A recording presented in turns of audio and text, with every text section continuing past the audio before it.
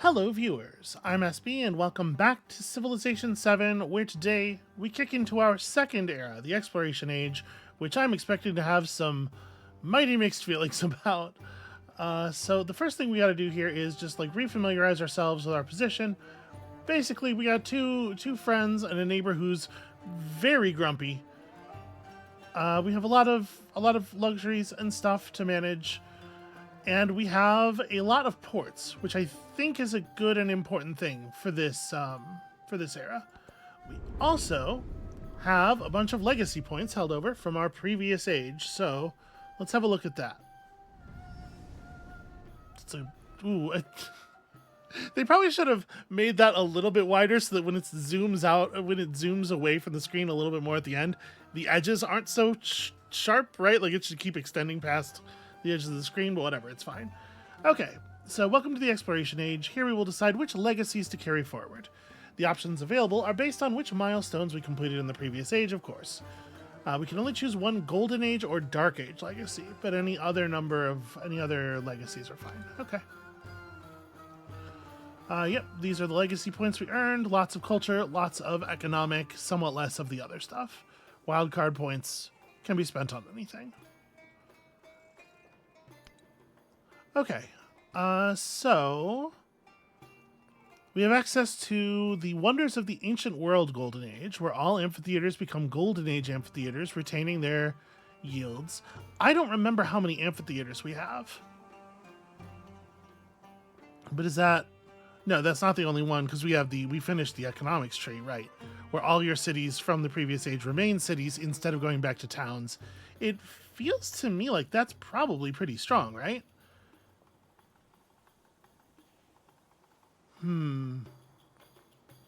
We can change our capital to Haran or Raga.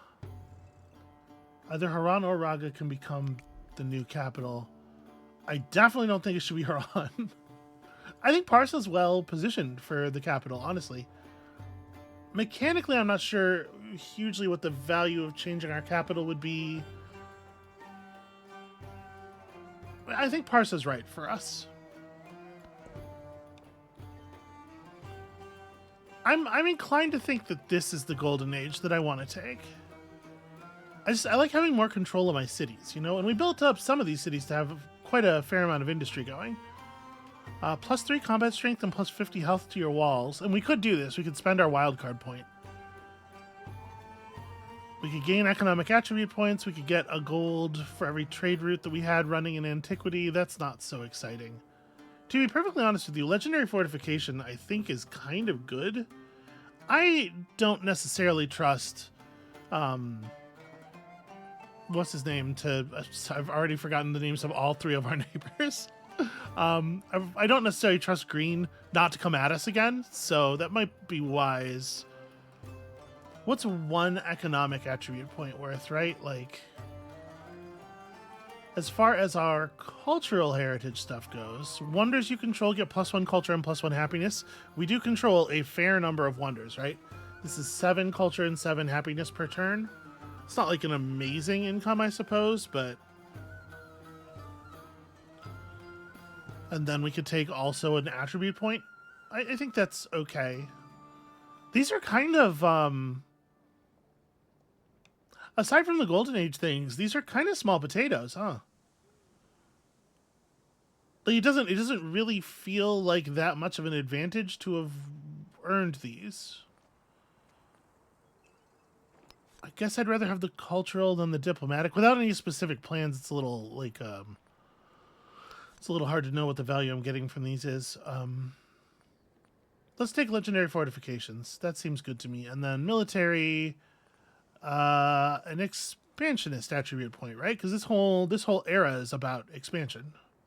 Yeah, let's lock that in. I guess like you wouldn't want the legacy points. I guess those are kind of a weird place balance wise, right? Where like you have to be very careful with them. You don't want it to be too huge of an advantage because clearly the point of this multi-age structure is to basically have 2 resets in the game where nobody snowballs out of control too much. So you wouldn't want the legacy points to be too powerful, But if you make them too weak, then it feels like all of the stuff before the ending age of the game is a little irrelevant. Well, I guess the legacy points aren't the only thing that's happening that you're keeping, right? It's like the actual ground of the empire you built and stuff matters a lot. I don't know. Maybe it's the right call for them to be kind of soft. So 10% production toward wonders. We might just keep building a ton of wonders, especially since we have a bonus to all of our wonders. This is just culture towards Civic's masteries. Culture in settlements for each resource assigned to them. This is probably pretty good. 10% culture in cities with at least one wonder is going to be 10% culture in most or all of our existing cities. Just 10% culture in total. It's pretty good, right? I think let's build toward that. Yeah, bonus production towards settlers. Makes sense. Seems like a great policy, actually. +1 science in palace and city halls. Sure. Okay, so we're producing 36 science, 96 culture, and we picked the culture for this age that should allow us to push both of those numbers pretty hard. All right, just for a refreshment for everybody, we're going to have to found a religion. Our religion is going to have a belief, a reliquary belief, that is going to let us generate relics in some way, and then we would like to get 12 of them and put them on display. Very similar to the Codex, the Codices situation. 30 treasure point fleets, treasure fleet points from settling in the distant lands, building a dock, and then improving treasure resources and waiting for treasure fleets to spawn. We'll see how that goes. 12 settlement points from distant lands, 1 point for each settlement, doubled if it's conquered, doubled if it's your religion, quadrupled if it's both. So you only actually have to have 3 settlements over there if there are other people's settlements that are running your religion, which is actually interesting. It's probably not that hard to get this for the military player. I don't know if that's us necessarily. And then this is just get some districts that are not city centers to 40 yield. 40 feels like a lot, but there might be multipliers, right? And how do I see our personal thing? So our personal thing this time, we have access to this unique quarter that gives +1 science to all specialists in the city, and it's created by putting a madrasa and a mosque together, which gains +1 science adjacency for quarters, science buildings, and wonders, and +1 culture adjacency for happiness buildings and wonders, and +1 happiness adjacency for... Okay, so we really want... I mean, obviously we really want to be building ulema next to wonders. Can we only have 1 in each city? Well, yeah, of course, because we can only have 1 madrasa and 1 mosque in each city. What a silly question.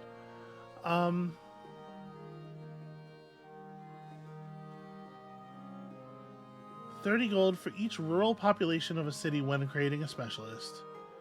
And then there's a great person who can only be trained in cities that have an ulema. So this is like the number 1 most important thing is get your madrasa and your mosque online.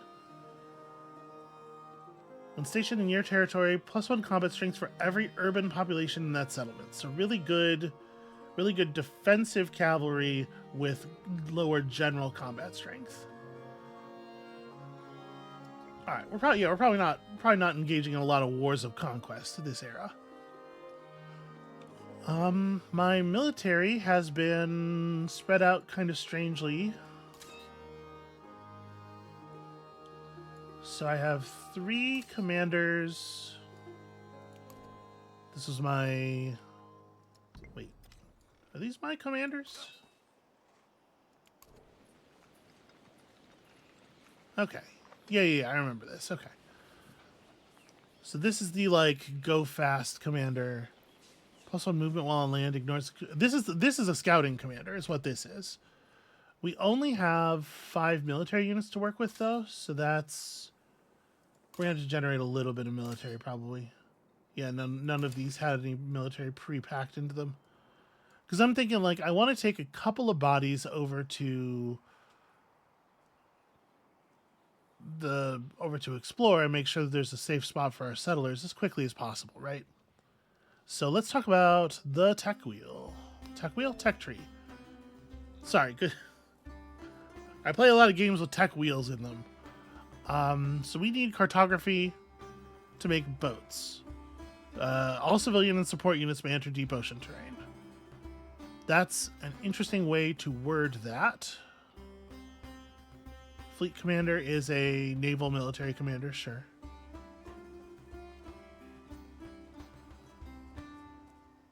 So shipbuilding, is this where we get... Okay. All naval units can safely travel across deep ocean terrain without taking damage and ignore penalties from deep ocean terrain. Oh. Okay, I guess I sort of missed the implication. Yeah, that does say civilian and support units. So your military units can't enter deep ocean until you have shipbuilding mastery? If you want military, you gotta make them over there.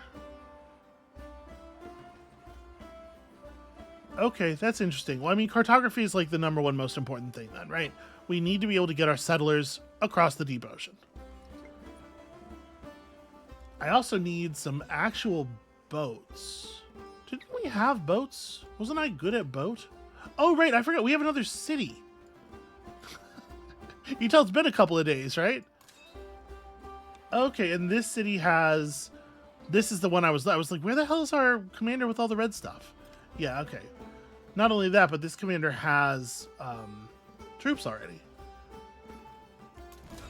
Weird that they spawned this commander with 4 units, but only 3 of them were actually in the... That's a strange thing. Alright. We definitely want to try to keep on... Does it not give me your name when I mouse over you? Okay, the name's in the little thing. It's not in the relationship box. Okay, we definitely want to keep Isabella on our good side here. We don't have any natural wonders, so obviously that's helpful. Because if she were to attack, it would be pretty awkward. Although, I guess, actually, the way her Civ is spread the hell out, if we could survive the initial push, honestly, we might be able to just, like, take a city or 2 off of her. But okay, so we have defenses over here. Let's get... I still think this is our exploring commander is the level 3 commander on this side. So maybe let's move a sword. Oh, what am I doing? I don't need to do that. I can go reinforce army.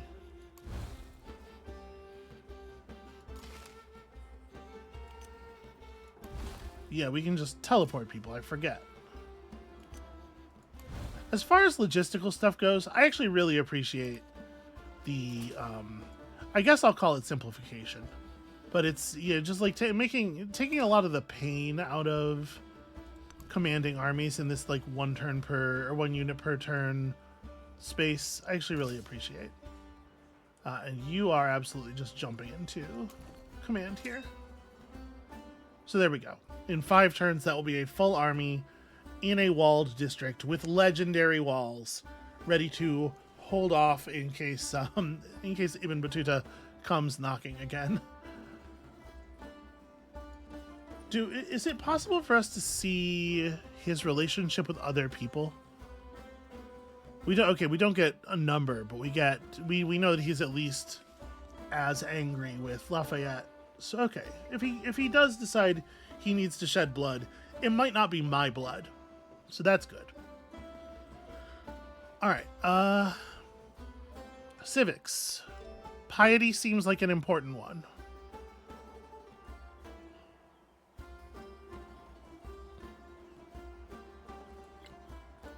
Oh, sorry, twitchy hand. Okay, so here's our mosque. Is this the madrasa? Okay. Science equal to 25% of your trade income, just passively all the time, huh? Plus 50% production toward buildings in cities that have at least 8 urban population. Plus 4 food on all your science buildings. Yo, I wonder if they're all this good? Abbasid seems very strong as a civilization. Gain 3 relics. Plus 2 science from relics. Yeah, wow. Yeah, the Abbasid civics seem really, really good. But we want to get our religion up first, right? And then what's this? We have to re-earn the ability to make merchants? I don't care for that. Well,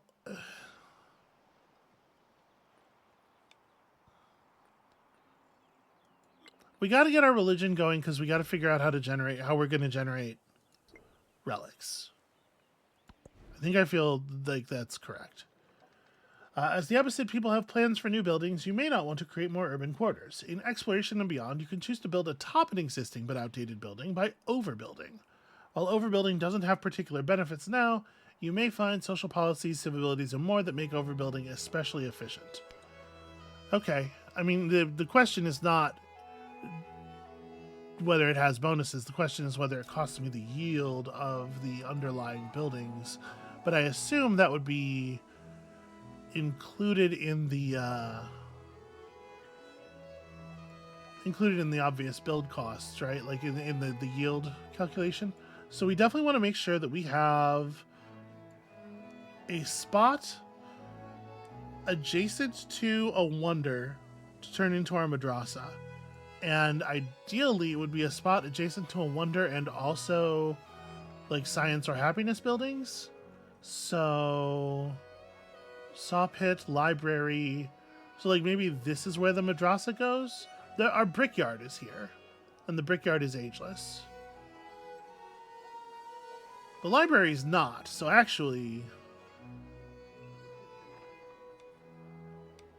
I don't even know if the library counts as a science building because it's not a science building of this era, and so it may not count for the adjacency bonuses. I'm not sure.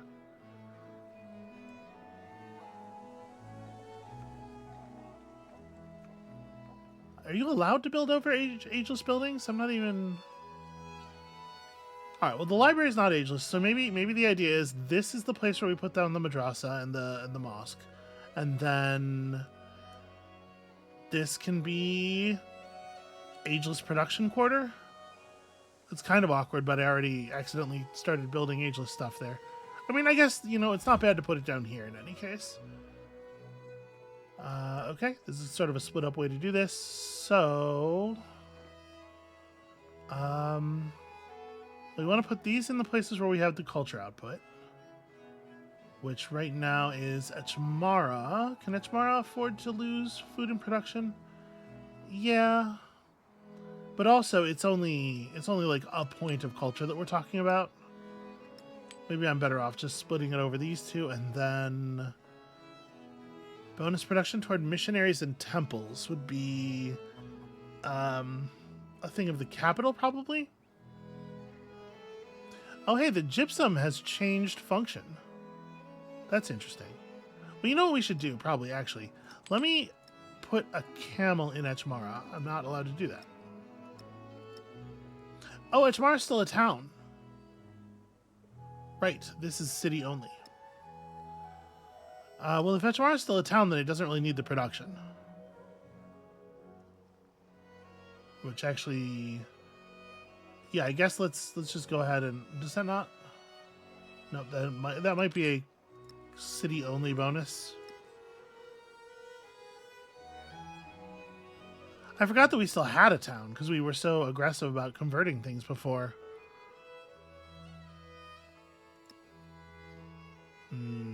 Very curious. Okay, that's fine. We'll do this. So we definitely want these food and production bonuses in places that can actually make use of them. Let me put camel in the capital. I'll put that in there. How's happiness everywhere? I guess there's something to be said for a happiness bonus in Etchmara, but it's, I mean, it's holding out for now. So we probably also want, like, Raga could use some happiness. So why don't we throw a camel in Raga? Let Raga grab some of this stuff. This is something we'll want to move to distant lands as soon as we can. This probably ends up being a capital bonus. And then this is just, for right now, this is just plus production. Haran needs it most, I guess. Okay. Social policies. So these all have a marker on them that has no mouse over. Don't love that. And they're all pretty military, actually. We'll take Ungarium. The thing that is least military is the Anger Dome.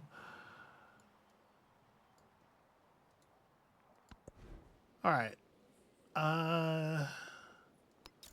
You don't have a fishing structure, a dock structure, but you totally could. Let's get the stonecutter established, right? Again, we want to be putting down industry stuff first. So this town doesn't have a wonder. That's a Paradisa. So yeah, this town doesn't have a wonder, so it doesn't have a spot that's as obvious for the Ulema. So we'll just put this somewhere. That's a science building. Yeah. Ageless production buildings grouped into a quarter together. Seems okay, I think.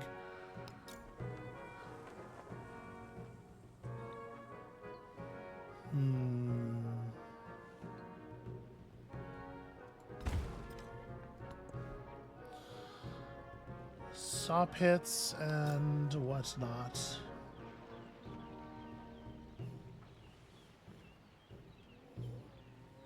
Yeah, I think grouping it with the saw pit makes decent sense. We'll just kind of do that everywhere. What units still need orders? This one does. So we have a commander holding Haran down. I suppose the thing to do would be to have another commander in Sparta. We'll have we'll have Sparta, Raga, and Haran holding commanders up north, and then obviously per atom needs to maintain its own military all the time. The ocean is navigable but dangerous. Naval units traveling by sea will move more slowly in deep ocean tiles and take damage if they end their turn there. Cartography will allow your non-military units to take this voyage. Shipbuilding will remove the dangerous effects and make it quicker, and also allow all units to embark. Okay. Hey, that's a good explainer. I appreciate that. So we're just gonna poke our heads out onto the open sea and see what things look like. You are probably good to just stay here in alert mode. You don't necessarily need to do anything if we don't see any enemies. I might advance these guys out a little bit, alert mode in a tile that's a little further forward. Anything gets adjacent to the border.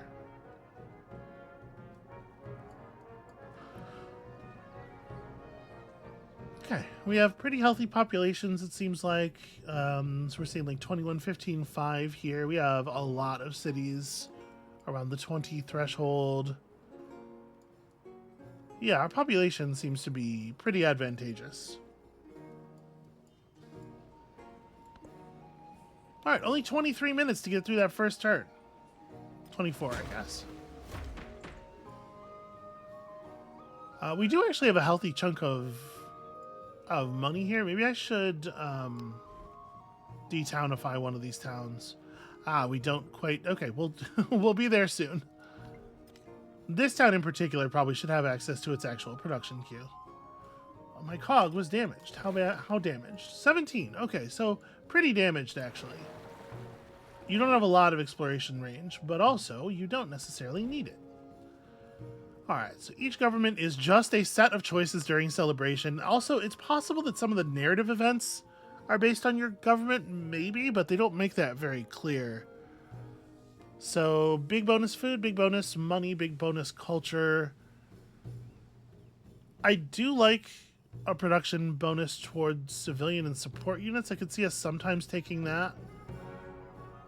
And big bonus food is always going to be good, right? Plutocracy giving you a bonus toward overbuilding is interesting, although I don't...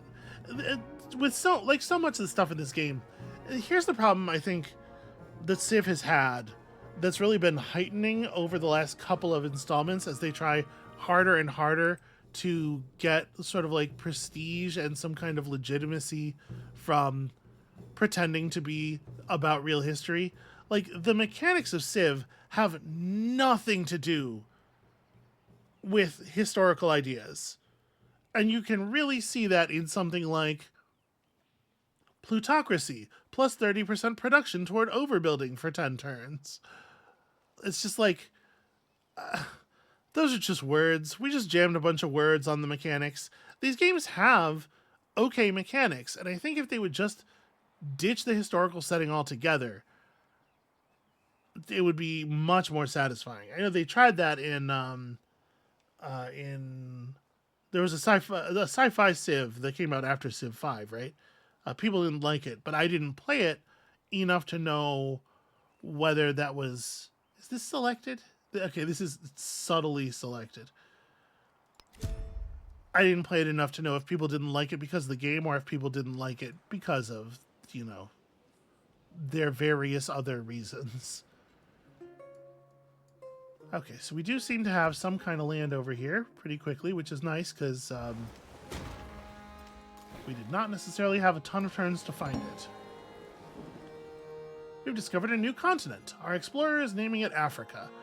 Don't do that. Make up a name. It's like, what is wrong with you? Well, let's sail our colonial fleet over to Africa. Can't imagine anything bad happening there. Alright. How long does it take to make a settler? 6 turns. If I wanted to purchase a settler, it won't. It's always so mysterious, too. It's just like, stuff's not on the build menu. Who knows why? Could be any reason. Could be really, literally any reason. I mean, we see land already. I'm going to start building a settler here. And I am now allowed to redistribute my resources a little bit if I would like. It probably does make sense for me to pull production resources for Paratum. Yeah, I think so. At least a little bit. Not that it changes the number of turns on this thing in particular. Alright, we're going to get over there real quick, and I'm going to feel better about that. Okay, so what have we here?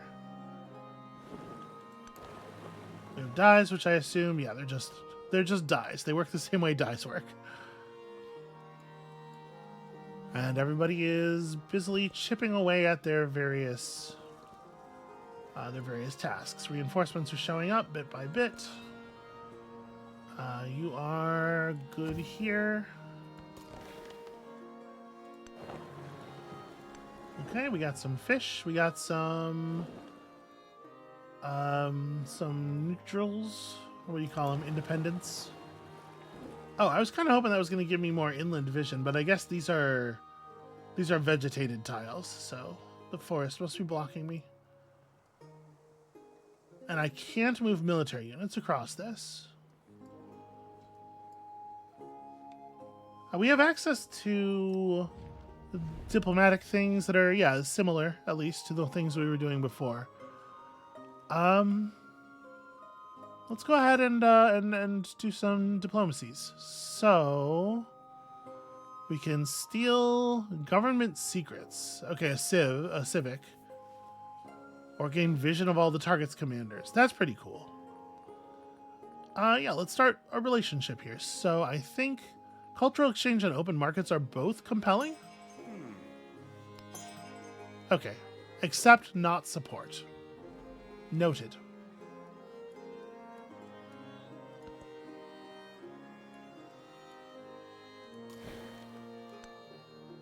Wait, is that not... Oh, I think this guy just got to where he's supposed to be. We'll tell you what. Stand here. I'm going to cancel your auto move. There's so little, like, pomp or feedback around the beginning of a turn that it's super hard to tell when you just got control after hitting end turn because it's a new turn, or when it's because some unit reached the end of their queue and now needs a new order, which is what was happening there. Do I want to build... So I want to do more exploration up here.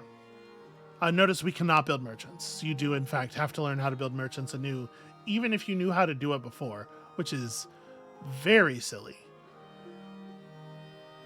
Or do I want to just build a settler and have the settler do the scouting? And if I did that, would it be here? I guess it's 3 turns to wait until the settler can be built anywhere else. I guess, yeah, I guess let's just go for it. We'll just send them out to sea. Fuck it.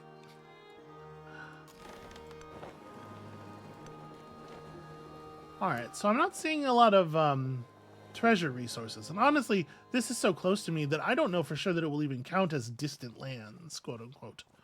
Hi! What's up? We still have our walls, right? Yeah, we got our legendary walls. Can I tell... I can tell that the commander is level 1. I can't tell exactly what his troop composition is. I guess there's not really a reason for me to wait on deployment, right?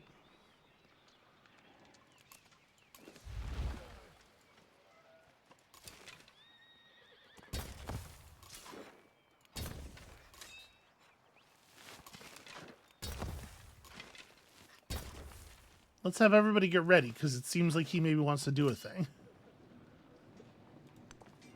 Alright, you guys just get here and chill.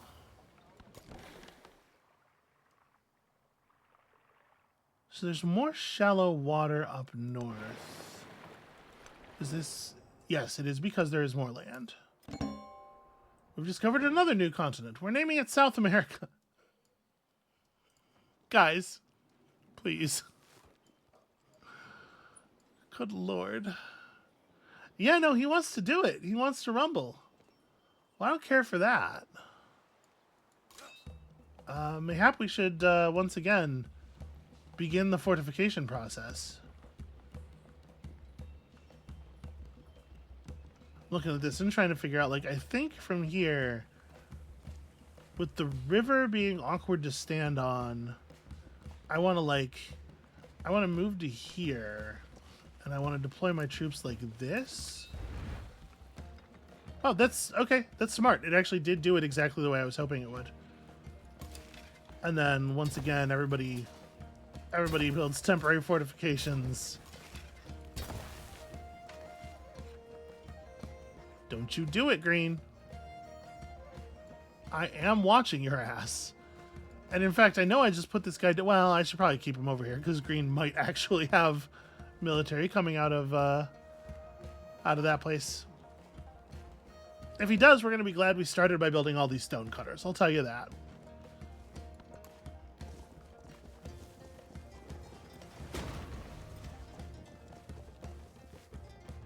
So. That tile is ocean? Come on now. Ah, okay, Cocoa. This is a treasure thing that creates treasure fleets when connected to a coastal settlement. Well, let's have a look around here then. I'm regretting going this way because it looks like there's more beach that way. Okay, you are now able to start making that stone cutter, and I think perhaps we ought... While the settler gets in the water, because it turns out we know where we're going. Kind of. We have a place to put a treasure fleet.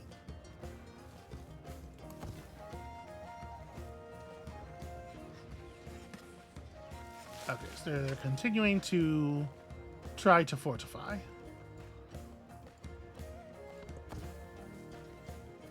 Alright. We're just making things I clear. take refuge in the Buddha. I take refuge in the Dharma. I take refuge in the Sangha.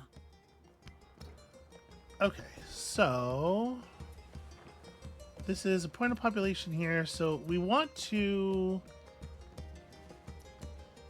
produce specialist population where possible, right? We want to have higher rates of urban population. There's so many little bonuses I'm trying to like. We get 30 gold for each rural population whenever we create a specialist. So we do want to have a base of rural population first.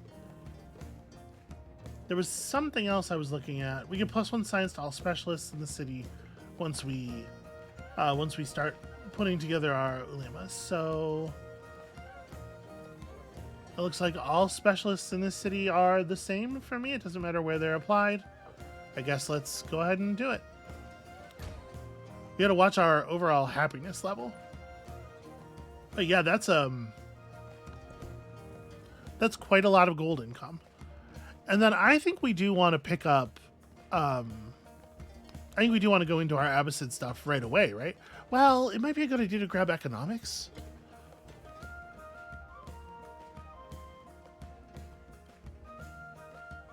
I don't know. Round City and its mastery are both like phenomenally good.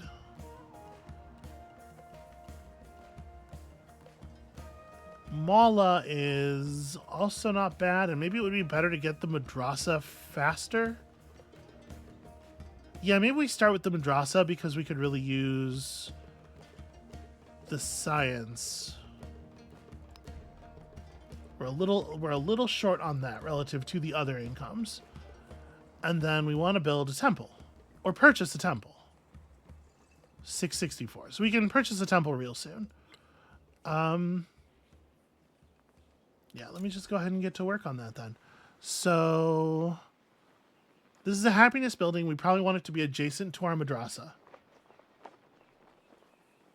And here we're thinking that the madrasa is going adjacent to this tile because this is the library. So the altar is the thing we're going to overbuild.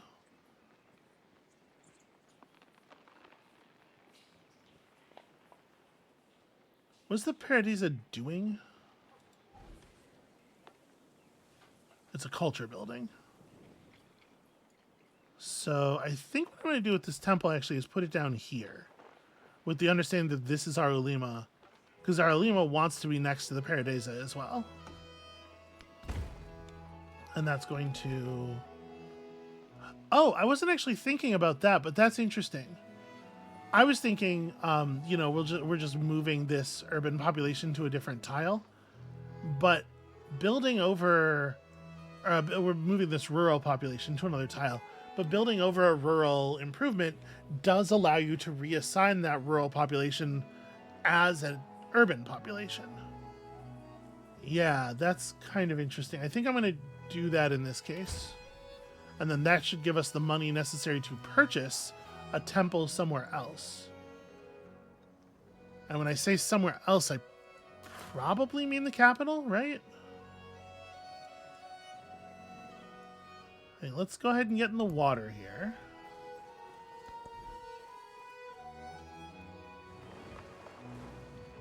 We produce things kind of slowly. I guess, like, maybe the capital can build its temple and Raga can be the place where we buy one. And once again, we're on, like, where does this go? Does this city have a wonder? Maybe there aren't wonders in as many different cities as I thought. Because it doesn't look like this city does have a wonder.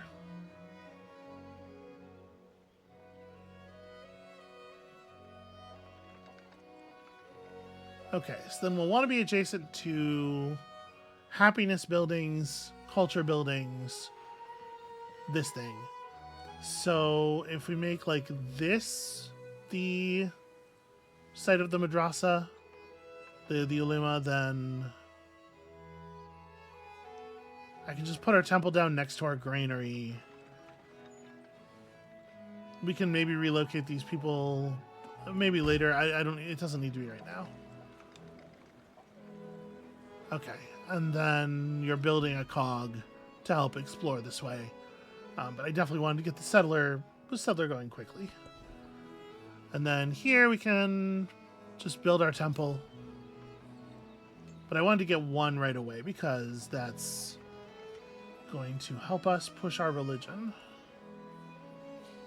So here we have a wonder. And are these... Neither of these are ageless buildings. Nor is this. So this could become the ulema.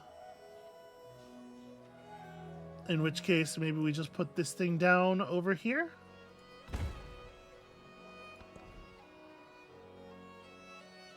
Wow. Capital's going to burn through that thing real fast.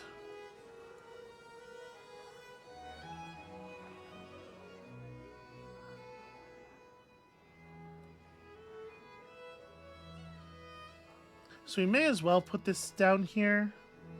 So my plan was just to build over the library here, right? Here's the problem. I'm not going to be able to maintain my plans in my head for for very long. That's just not how I do. And the garden and the villa are both happiness buildings. So what if we built the madrasa and the ulema here instead? And I just build over this garden with a temple, which is pretty high happiness.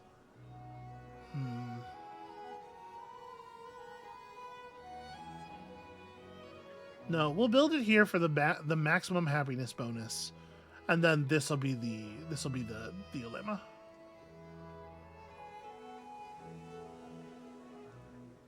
Does that make sense? I don't know. I might be over considering this. Yeah, let's make this the ulema. I think I do like that. And so I will just build over. Yeah, that's fine. Okay. Create a religion, why don't we?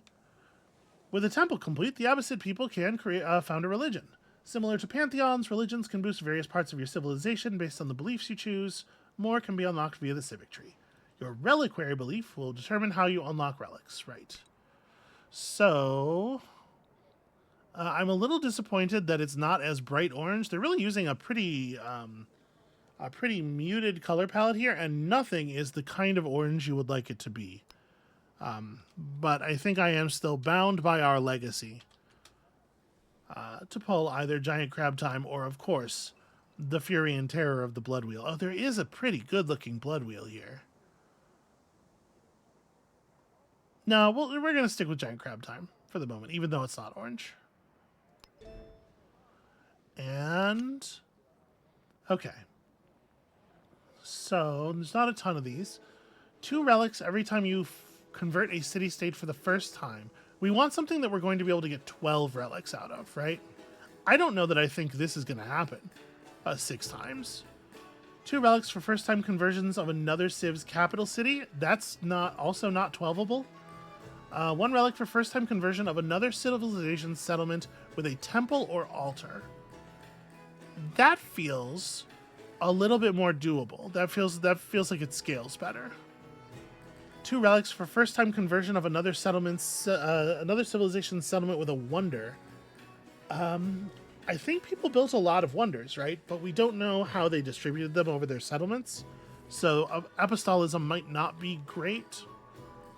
1 relic for first-time conversion of another civilization settlements in distant lands that is not a city-state. It feels like evangelism is like either evangelism is going to be really good or the trade game is going to be really easy, or earning our treasure fleet points.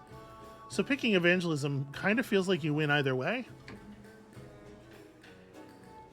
Plus 2 relics for first-time conversion of another civilization settlement that is producing treasure fleets.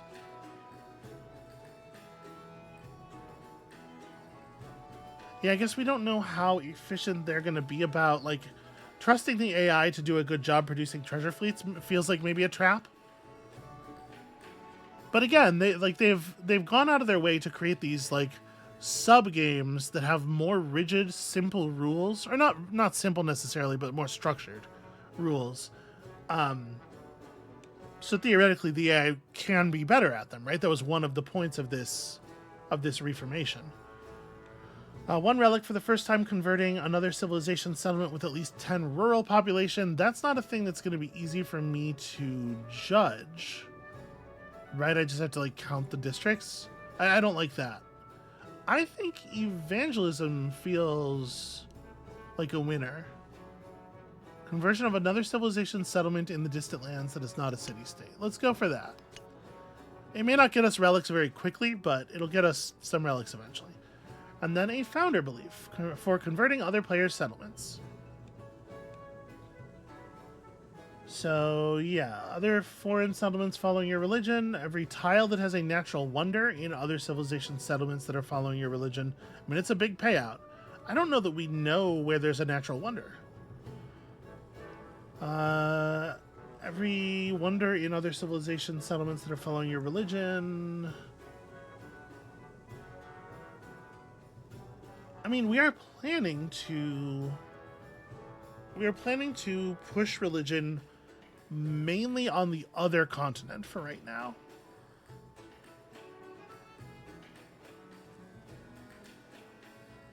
Which unfortunately makes it very difficult to know what kinds of tiles are going to be in the cities, right? So maybe something really general like interfaith dialogue. And that's it. That's all a religion is. So wait, hold on, there's no benefit to my own civilization. Well, like as things stand right now, mechanically, there's no reason for me to have my own cities converted.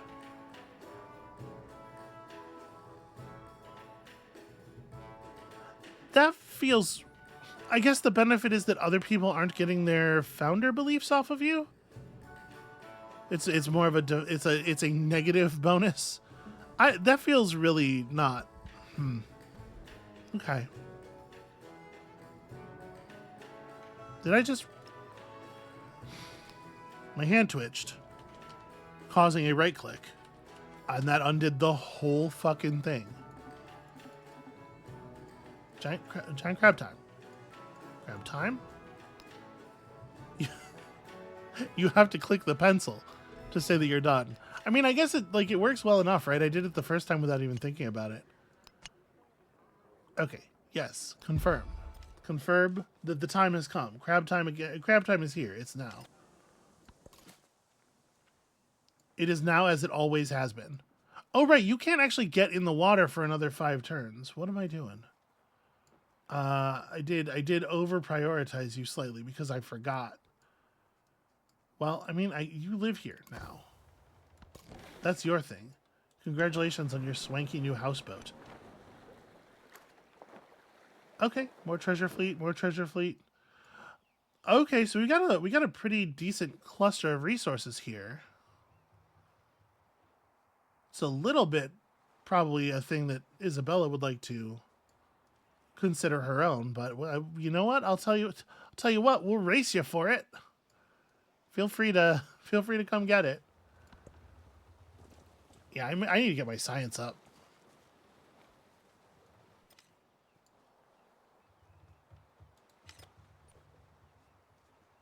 So he likes the civilization with the most quarters. It used to be every time we saw that notification, it was because it was destroying our relationship.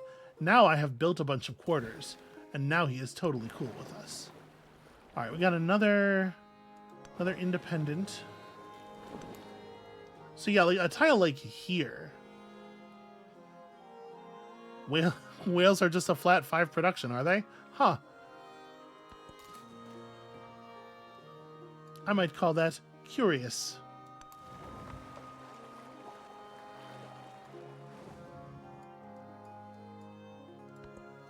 So, actually, I don't know how mercenaries work in this game. Or not mercenaries, missionaries. What a strange thing to get confused in your head. Because there's no resource for them, right?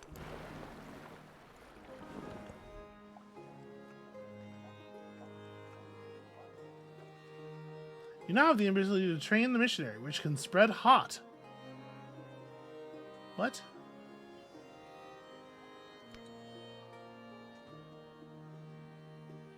As opposed to what? What? I guess we could build one and find out. Do I want to put together like a bazaar first? I mean, like, I guess let's spread hot. Oh, you know what? I could put us on a research initiative for a little while.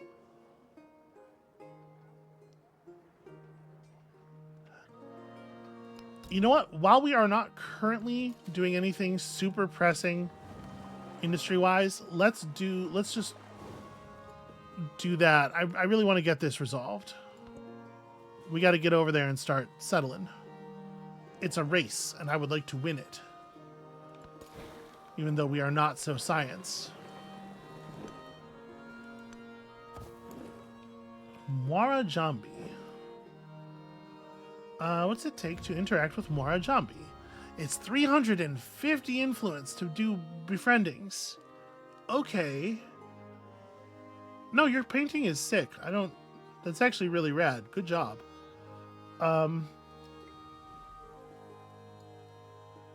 We saw a hostile one down here. I guess I would rather befriend a hostile one.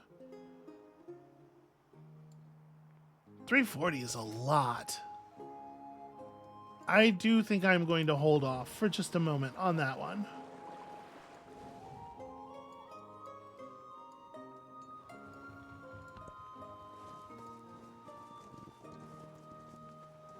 Okay, Isabella's running troops back and forth. Was a model for rather than a model of what it purported to represent. I mean, salient. I don't know that the developers understand what is being said there, because it kind of feels like, okay, we're not getting into it. I'm going to bring the cog back south because I do want to try to find that other city-state. So what does astronomy do for me exactly? It lets me build Serpent Mound, which is actually a pretty powerful wonder. And the observatory, which is pretty great. Mastery of this is just plus food. I mean, it's a lot of plus food, and it's good plus food. If we want to get shipbuilding, we're going to need heraldry and feudalism, so we do need astronomy. Yeah, let's see about getting ourselves access to the Serpent Mound, shall we? That seems really rad. And then, are we... I think we're taking this as a culture bonus for right now. Okay, 20% production bonus when overbuilding, specifically. I think let's go ahead and grab that. And the combat strength for our districts, honestly, it's probably not a terrible move either.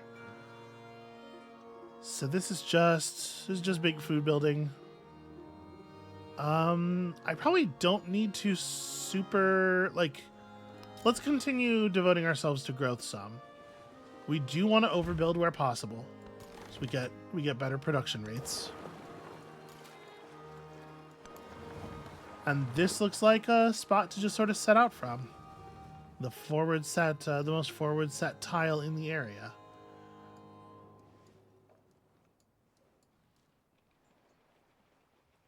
Okay, we are accumulating resources. Can I do anything with you? Not really. I want to push our relationship upward where possible. But we're fitting her agenda just by existing, so maybe that's good enough, honestly. She is forming a nice wall of military units between us and Ibn Battuta, which I really do appreciate. It's hard to put into words how good I think that is. We can afford another urban population. We're going to need to probably pick up another point of rural population after that, though.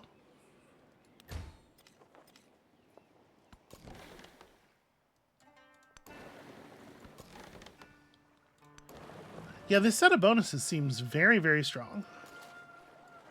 All right, out into the open sea. Good luck to you.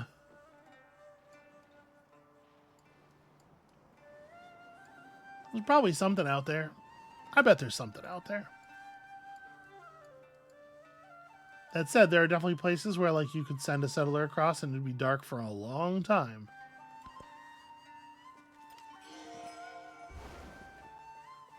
Okay, did we get... Yeah, we got trade routed. Works for me. Friendly to helpful. Ah, both of our friends have decided that it is in fact time to be chill and cool. Okay, tornado family headed to the northwest. Sorry to hear that. Not my problem specifically. Ooh, the settlers take damage real quick. That's 40 damage in 2 turns. I guess it makes sense that the cogs are a little bit sturdier against it. So yeah, the settlement's here, right? Because that's the only tile that's within 3 of the cocoa that doesn't already have something built on it.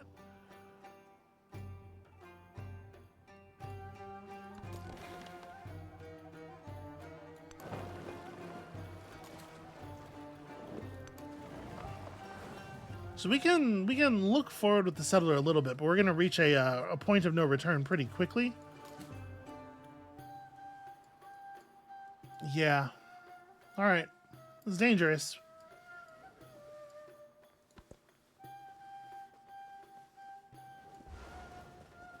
Lots more merchants coming in. It seems like most of the other people went merchant forward with their strats. Okay, there's something. Let's head toward that shallow water. We can explore from there. This city can afford to take on quite a lot more urban population. And we're already in place to... Well, I guess I probably want to spend this money to city up the new town, right? Once we put the thing down, I'll want to have access to the production queue. So yeah, that's probably what we're doing, is we're holding the money for that. This city doesn't have a saw pit.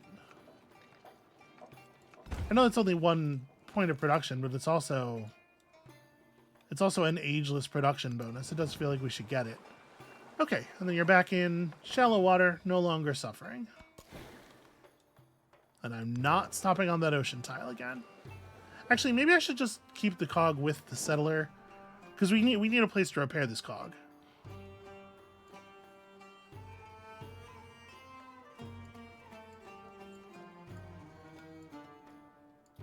I sure hope Isabella isn't considering backstabbing me. That would be embarrassing.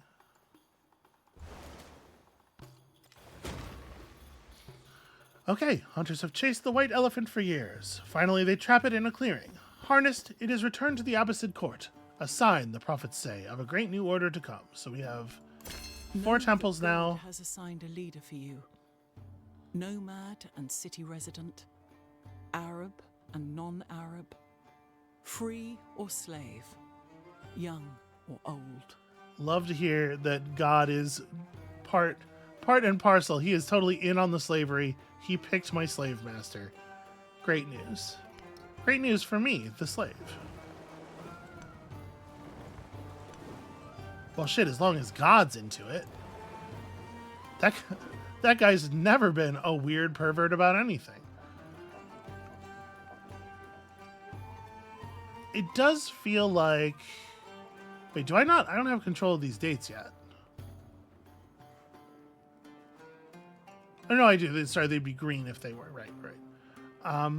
It does feel like this city could use some more rural population, right? In particular, like, there are spaces I can pick up that are for industry right now. Yeah, let's do a little bit more building out before we start building up here. And then the question is, do you hit the mastery first? On this one, probably not. On this one, we'll probably just go to Round City. Let's start building some ulema as quickly as we can. So... Oh, that's nice. It sets it out for you in a way that's really easy to remember. So this was the place I was planning on doing it, right? The altar. So I put the temple there. Yeah, so we'll build over the altar. This will be good.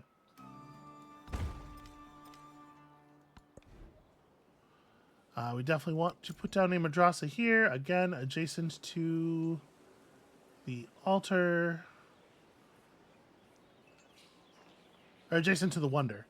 So this is an altar and a bath. This is just a market. So we probably want to do the build over. Well, was I going to do it over here, maybe?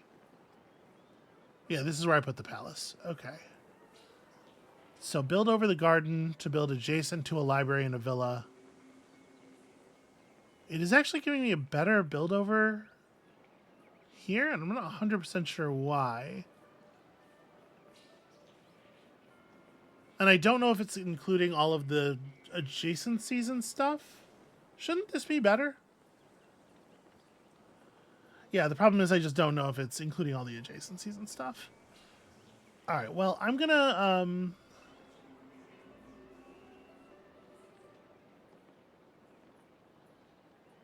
I guess there's some benefit to having both of the builds be build-overs. We'll get it up a little bit more effectively. A little quicker. Oh, shoot, that's an open ocean tile. Well, you have 44 health. You're probably okay. Yeah, let me go back and help secure the thing. It's really frustrating that the ocean open tiles, I wish they were just a little bit more visibly differentiated, you know?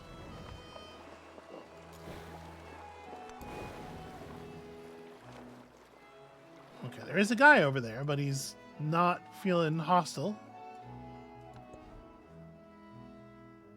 Do we want to begin the construction of the madrasa right away here? I guess I can't do anything that's going to speed up the industry stuff. Oh, there's only so many places to build such a thing.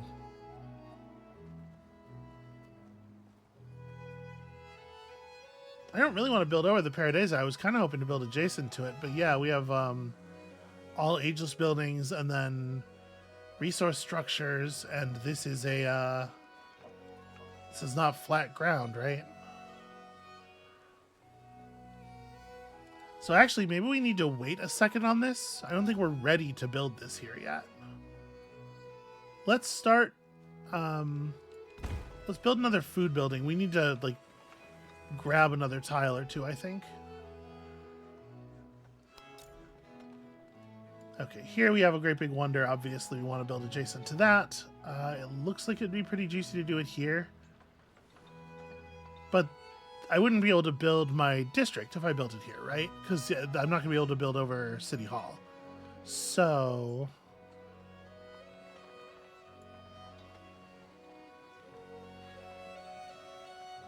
the brickyard is there. Okay, we can build it over the market and the villa. Get our... And then potentially get some like happiness or science buildings in around it and give it some adjacency afterwards. I don't hate that. Let's do that. Trailing in technology. Rumors abound that Songhai technology is decades ahead of the rest of the world's. No, that's my capital. Why would take me there take me to my capital? Who's Songhai right now? Norman... Okay. The technology of my enemies, you mean? Well, there's a thing we can do about that. Yoink.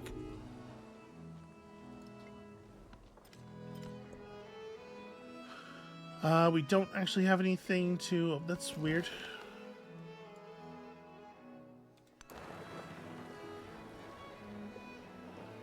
So, spices are in fact a treasure fleet thing. Obviously, there is some... benefit to settling on a larger landmass that has a little bit more going on. But I guess I'm not opposed to settling this tiny little desert. We get some ocean dyes from it, at least. What a weird little town that would be.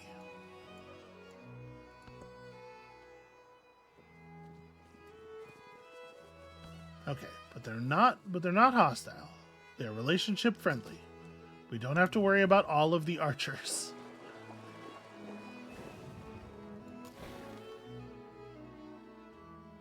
Oh, you're allowed to heal up even in non-friendly territory. I did not realize that.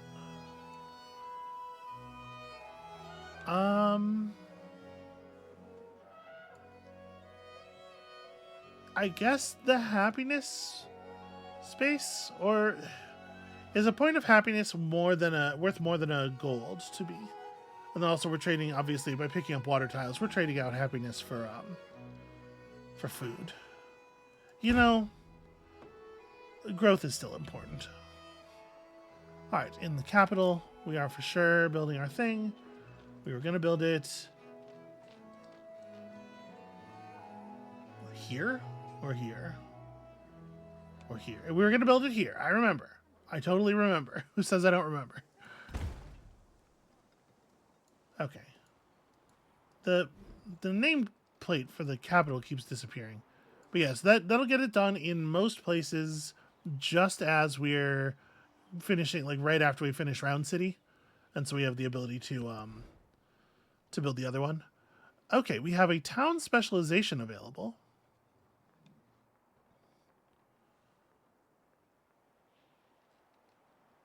I don't know that any of these are super exciting. Doesn't production, all the town's production is converted straight into gold. So this is just gold. Produces 2 happiness on each resource tile in this in this town. 1 relic slot on temples in this town. That's interesting. Honestly, I do think it probably is still just growth. Thanks for asking.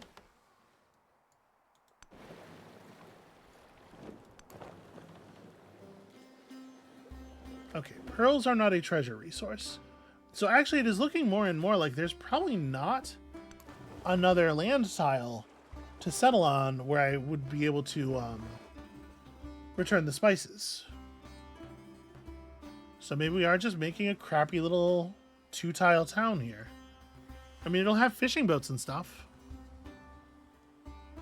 This is one where I probably would not city convert because it's really not going to be doing anything. Still a lot of green stuff kind of moving around my border, but if he just has a bunch of military units, there's almost nothing he can do with them that won't look like they're sitting near my border, given how, like, pincered he is.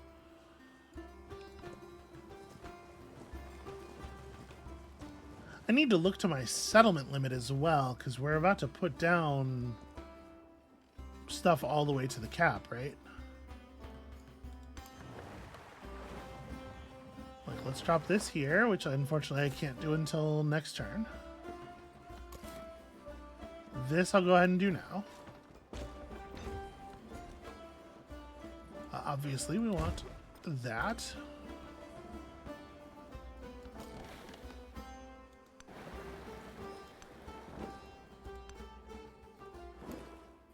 Okay, a lot of very, very small islands on this side of the world. So, when connected to a coastal settlement... Okay, it doesn't show up at all. But I guess it's doing what it's doing.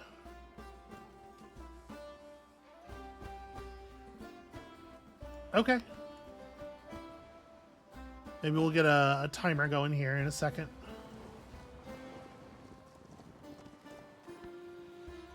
I got my eye on you.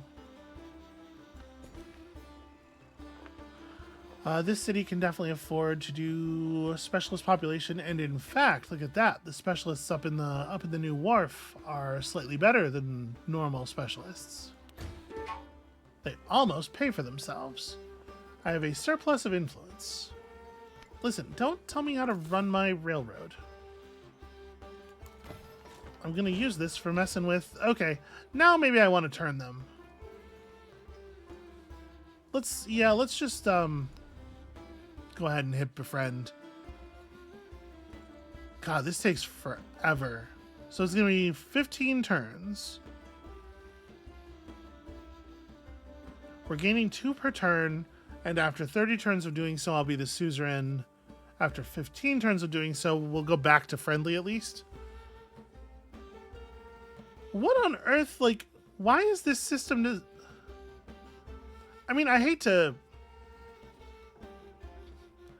always go back to this well, but is this system just like this because this is how it works in Endless Space? Like, you do a little thing for them. Like, in Endless Space, you at least have the complicating factor of, you know, you can do more stuff for them so that, like, it changes the rate at which you have influence income. Because this feels a lot like a dumbing down of the Endless Space thing, and it doesn't make a lot of sense here in this implementation, I don't think.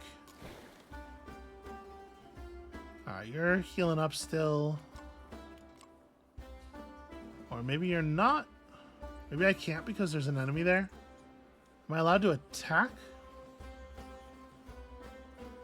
We have a 30 damage ranged attack. Does it not work on ground units?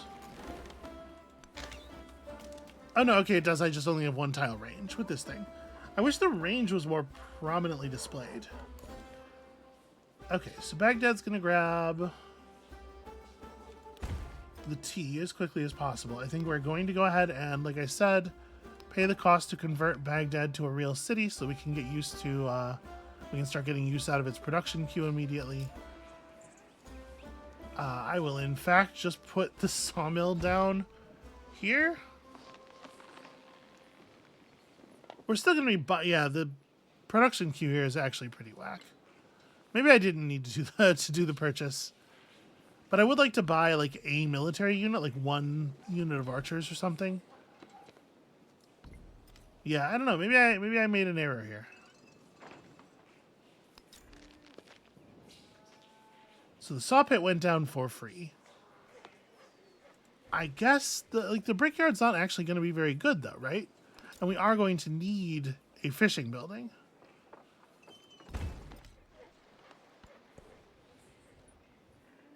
Okay, and once again, no actual resources to be assigned.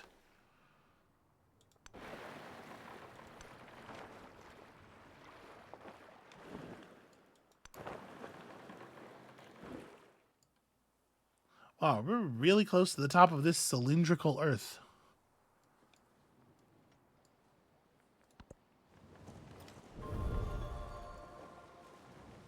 Zoroastrianism has been founded. Okay, we have a defenseless settlement. Or do we? Get him, Cog. I mean, that's a fair amount of damage. Baghdad's taken an actual beating as well, though. Why am I not allowed to purchase military units here? It is unclear to me.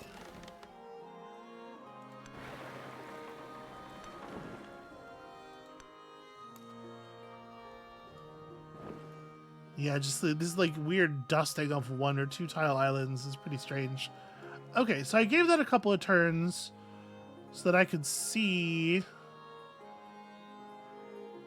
Well, I guess I don't have any fishing buildings. I'm a little reluctant to buy one out, though. Like, I really want to buy a military unit over here because I am legitimately worried about the safety of this city. But I kind of okay.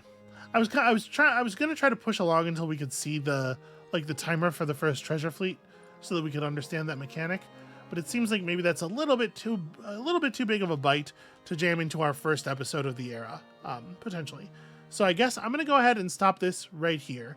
I think we are establishing a footing. It's a little rocky. We had a head start on at least looking at what the religion stuff is.